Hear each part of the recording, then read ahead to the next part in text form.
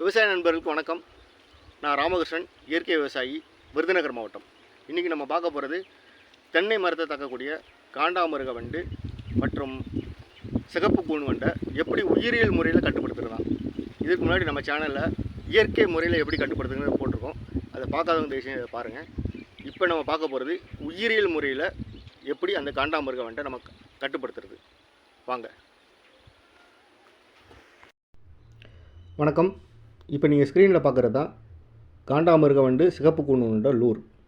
இந்த லூரை யூஸ் பண்ணி தான் நம்ம இந்த பக்கெட்டில் மரத்தில் இருக்கிற காண்டாமிருக வண்டை வர வச்சு நம்ம கட்டுப்படுத்த போகிறோம். இந்த பக்கெட்டில் டாப்பில் அந்த லூரை ஃபிட் பண்ணிக்கணும். கீழே பாட்டமில் ஒரு பக்கெட் மாதிரி இருக்குது பார்த்தீங்களா, அதில் வடிகஞ்சியோ இல்லை தண்ணீரோ பயன்படுத்தி நம்ம கட்டுப்படுத்தலாம். நன்றி.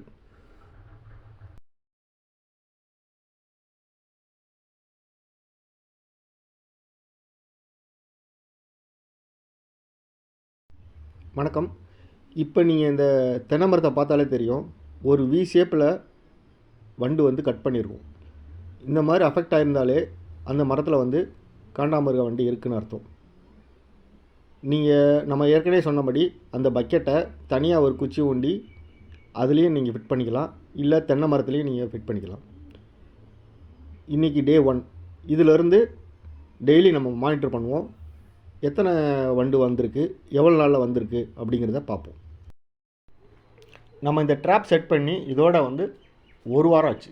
1 வாரத்துக்கு அப்புறம் எத்தனை வண்டு மாட்டிருக்குங்கிறத பார்ப்போம். கிட்டத்தட்ட 4 வண்டு மாட்டியிருக்கு. இதுதான் உயிரியல் முறையில் காண்டாமிருக வண்டை கட்டுப்படுத்துகிற முறை. இந்த ப்ராடக்ட் உங்களுக்கு பிடிச்சிருந்துச்சுன்னா தேவைப்பட்டாலோ எனக்கு வாட்ஸ்அப் மூலமாக மெசேஜ் பண்ணுங்கள். இந்த வீடியோ உங்களுக்கு யூஸ்ஃபுல்லாக இருந்துச்சுன்னா தென்னை விவசாயிகளுக்கு இதை ஃபார்வர்ட் பண்ணுங்கள். நன்றி.